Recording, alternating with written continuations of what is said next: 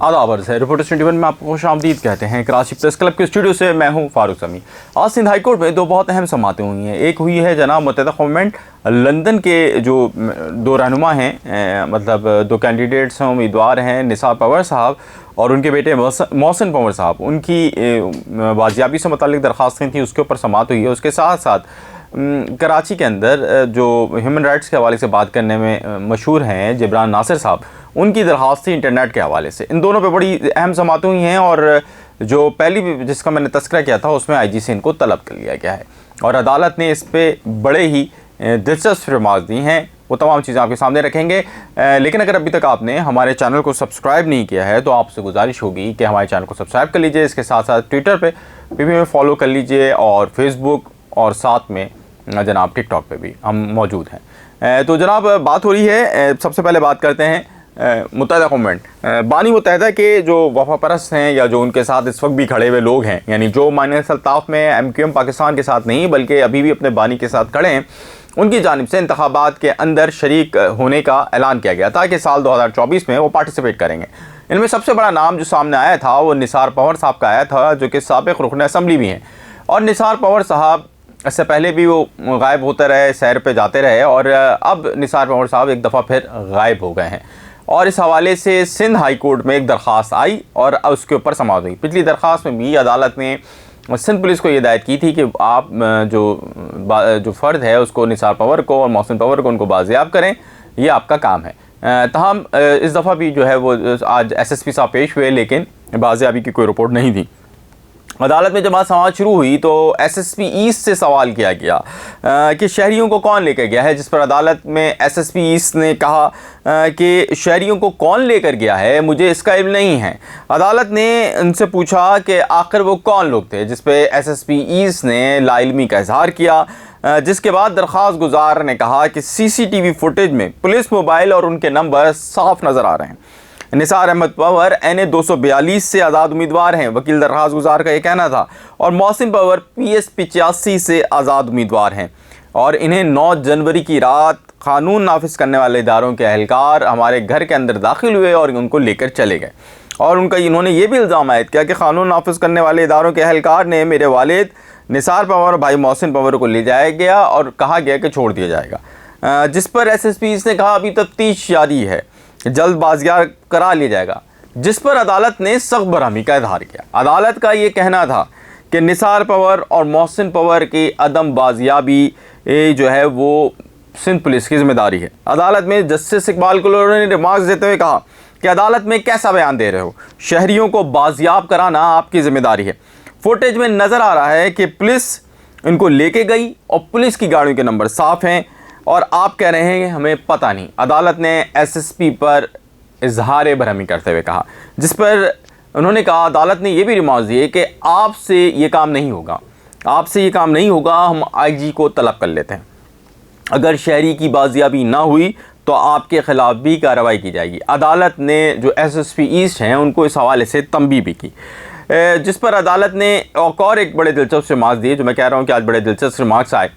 तो अदालत ने यह कहा कि जनाब शहरी इलेक्शन लड़ रहा है, शहरी इलेक्शन लड़ रहा है और उसे इसी वजह से उठाया गया है, इलेक्शन के बाद ख़ुद ही वापस कर दिया जाएगा। और अदालत ने 21 फरवरी को IG सिंध को ज़ाती हैसियत में जो है वो तलब करते हुए जवाब तलब कर लिया। यानी निसार अहमद पंवर और मोहसिन पंवर की इस केस की समाअत में जो उनकी मुबैना तौर पे गुमशुदगी का मामला है, इसके अंदर अब तलब कर लिया गया है IG सिंध को। ये एक बड़ी अपडेट है सिंध की अदालतों से और जस्टिस इकबाल कुलोर ने आज इस केस की समाअत की है।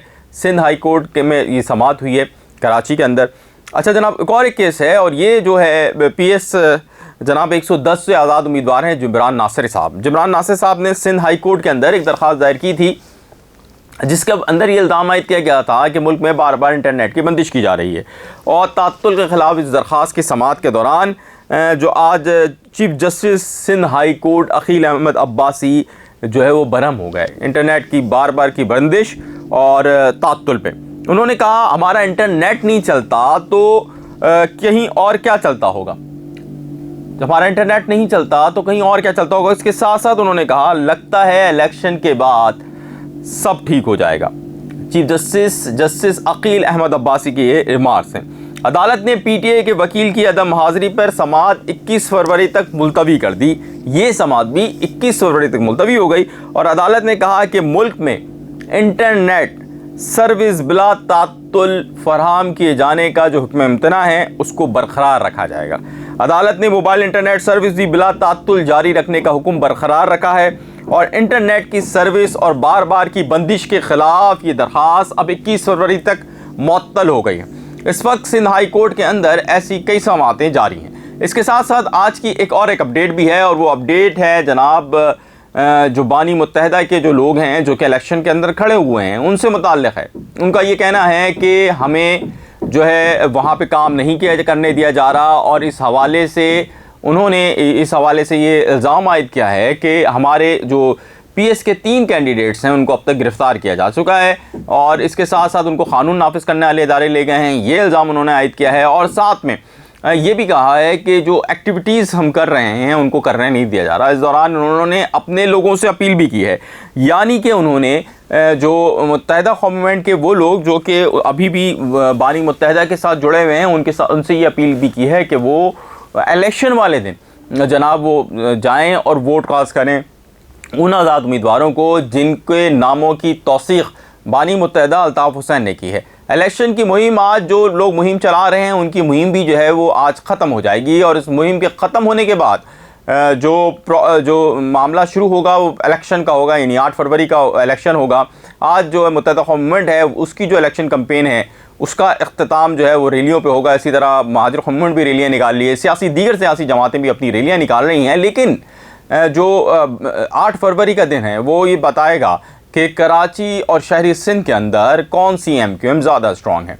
इन तमाम चीज़ों के बावजूद कि आपको 20 से 30% का मार्जिन आपको MQM लंदन को देना पड़ेगा क्योंकि उनकी ना कैंपेन चल सकी है ना उनके मामलात अच्छे हुए हैं, लेकिन अगर वो 2 से 4 सीटें निकाल लें तो ये बड़ा अपसेट होगा कि अब भी वो इतनी बड़ी ताकत के साथ मौजूद हैं।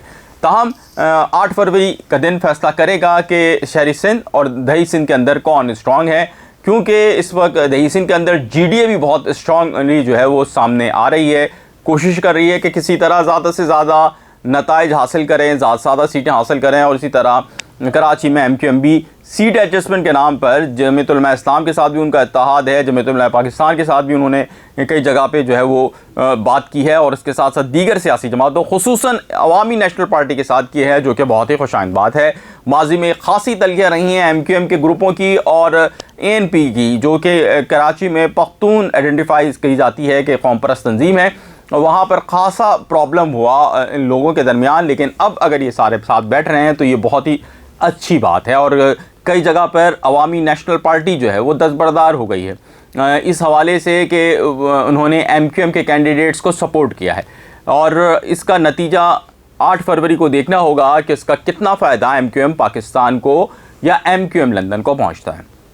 अब तक के लिए जनाब इतना ही है और अगले जो हम अपने अपडेट्स करेंगे उसके अंदर हम आपको ये भी बताएंगे कुछ सवालात जो आ रहे हैं मुसलसल मेरे व्लॉग के अंदर के एंड के अंदर कमेंट्स के अंदर जो लोग करते हैं उसके ऊपर भी सवालात के जवाब भी होंगे, आप भी भेज सकते हैं, देर से होंगे लेकिन जवाब ज़रूर दूंगा।